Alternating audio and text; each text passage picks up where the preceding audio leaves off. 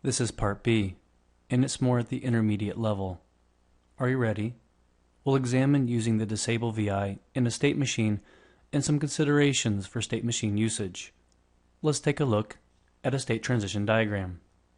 I start and go to the begin state, which could also be called my idle state. From here I can go one of three places: to the basic test by clicking on the launch button, to the advanced test by clicking on the advanced button, or I can end by clicking on the stop button. That's implied. If I go to the basic test, you see that I always go to advanced test and then back to begin. And if I go straight to advanced test, I'll always just go back to begin.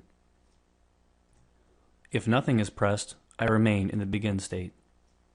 Let's run my state machine first. I'll click on the run button. When I launch, I go to basic test, then advanced test, and back to begin. If I click on advanced, I go right to advanced and back to begin. And stopping means I stop. And here's my block diagram showing the infrastructure of a state machine. A while loop with a case structure inside, a shift register with the output of the shift register going to the case selector terminal of the case structure. Typically, we also see this enum constant. I've already created the array of controls that we're going to selectively enable and disable. Let's review the logic of the state machine. Here's my begin state. And in this begin state, I'm constantly polling my launch button every 50 milliseconds to see if it's been pressed.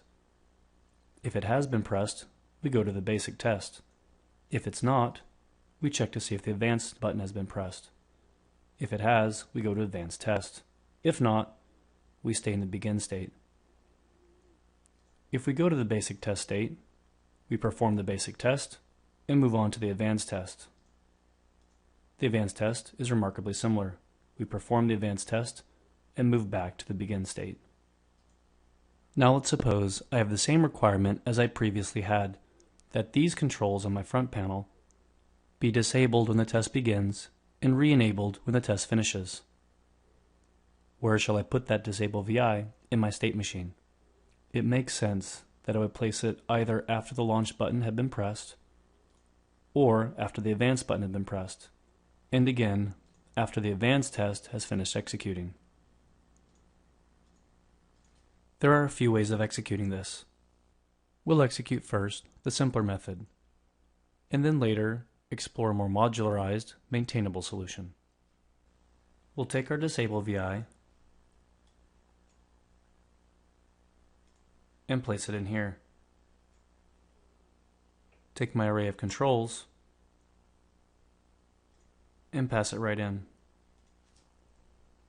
Move this over.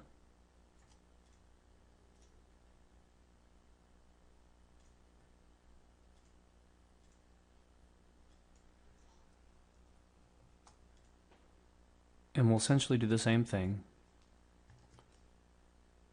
Control C if this advanced has been pressed.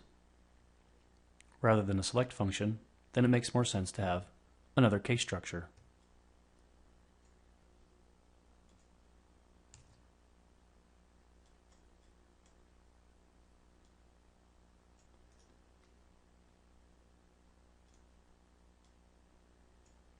We'll need a bit more space, so I'll hold down Control, click and drag to create some. Control V to put my SubVI in the correct case.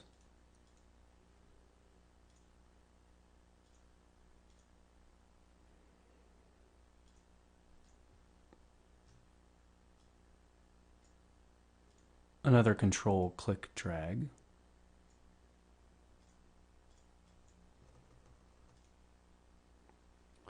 Move to my other case and remain in the begin state. When it's time to re-enable the controls, I'll go here to my advanced test and just put the SubVI in here and enable instead of disable. We've kept the state machine very simple, so we have not employed any error handling. So we're not using the error cluster. Typically a bad idea, except for instructive videos, where we make a concerted effort to be simple.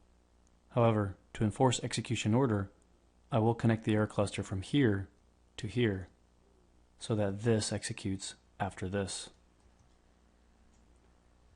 And now we'll go to my front panel and run my VI. When I haven't launched anything, I can manipulate my controls. But when I do launch, I can't, until the test is finished and they've been re-enabled. Perfect. As I mentioned, we went with a simpler path for implementing these disable VIs. I added the disable VIs within the advanced test and the begin states, assuming that I would never have another state in between clicking on one of these test buttons and then disabling the controls. Also, that I was always re-enable after the advanced test. However, I may have needs in the future to modify my application, and then those assumptions may no longer be true. Therefore, in a better modularized application, it would have been wise to have enable and disable in their own states. That way I can change the order of states around without editing other states. That's just smarter. But I would have needed to add those enable and disable items to this enum. And that enum definitely should have been type defined, otherwise called a type def. And I would add separate enable and disable states in the state machine. Again, we didn't do that, just to be simple. Additionally, this very simple state machine is relying entirely on user interface actions to drive the direction of the state machine, so it would have been better to place an event structure in the begin state. But again, you probably guessed the reason I didn't do that. The answer is simple.